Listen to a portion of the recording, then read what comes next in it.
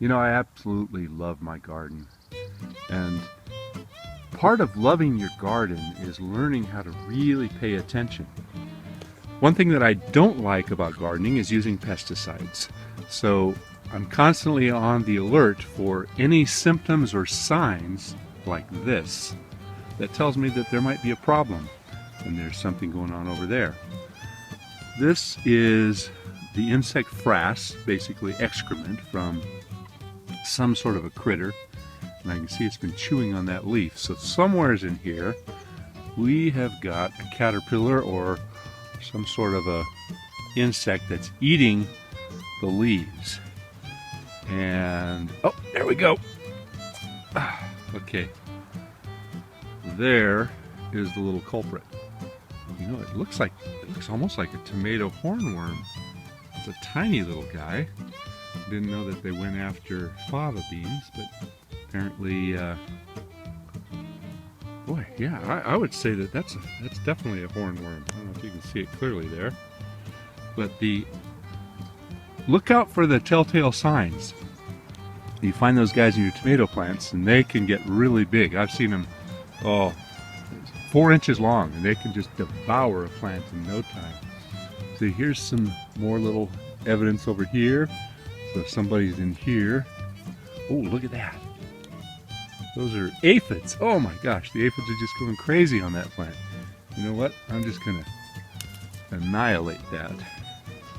So I took out that little aphid population, which has ants in it. And I'm looking around everywhere else. And if you can knock out some of the first infestations just through paying attention, sometimes you can cut down your pest control problems significantly, because this little aphid population is going to breed and it's going to expand, and you're going to have all kinds of problems if you're not careful. So I'm going to destroy that little hornworm and that little bit of aphids. And I'm just going to keep an eye on what's going on in here.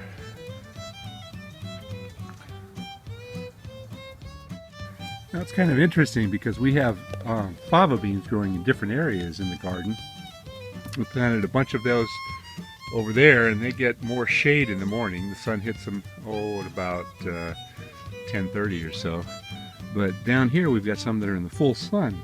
We planted them all at the same time, and the ones in the shade are really doing a lot better, and the ones out here in the full sun, which I would expect to do better, are not doing quite as well.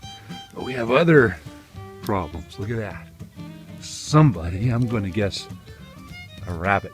We got a rabbit in the garden again. I snipped it off right here. All kinds of little things popping up. It is near the end of November, and it's starting to get cold. It got down into the 40s last night, so I fully expect these tomatoes to go away anytime, but that big bad boy is just still pumping them out. It's still flowering, it's still putting on fruit, and you know, I don't give up until the first frost hits and really shows that there's no hope left. But at that point, if there are any green tomatoes, I'll gather all those up and put those aside, and that prolongs the tomato season for me, because those green ones will ripen. Let me go check another area of fava beans and see what we've got going on. I don't see any hornworms or any aphids out here in the ones in the sun, but these are not growing quite as fast. Now I've interspersed favas with a whole bunch of other things in this area, and I'll probably end up just tearing out the favas or digging them in, because I've got so many things going on in here. I've got lettuce and Swiss chard, and we've got bok choy. We got all kinds of stuff going on in here. But this area of favas seems to be doing pretty well, and I'm looking for signs of aphids or any signs of insects. So what that tells me is the ones in the shade, maybe they taste better. I don't know. Maybe it's just a coincidence, but so far I don't see any problems. We've still got a few little tomatoes coming up, and we're going back into the winter crops. And kale is doing quite well. We've got a whole area of kale popping up here, different types of kale. And we've got mountains of Swiss chard. I'm going to have to open all that up and separate them out and plant them in different areas. And our peas are doing pretty well. Got some snap peas in here.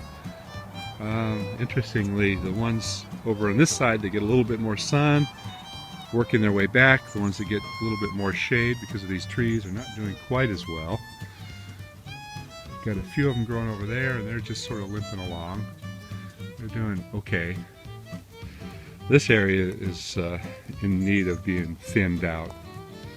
And once again, this patch of lettuce over here, I can dig that up and put 2 or 3 heads back in there and then turn that into 100 heads by splitting them all up. And I've also got a lot of spinach in here. If we leave all that spinach to go, it'll be okay. But by transplanting them out, you can take that little patch of spinach and turn it into a big patch of spinach that's already got a head start. So pay attention to the areas where you've overplanted, and don't just pull the plants and throw them away.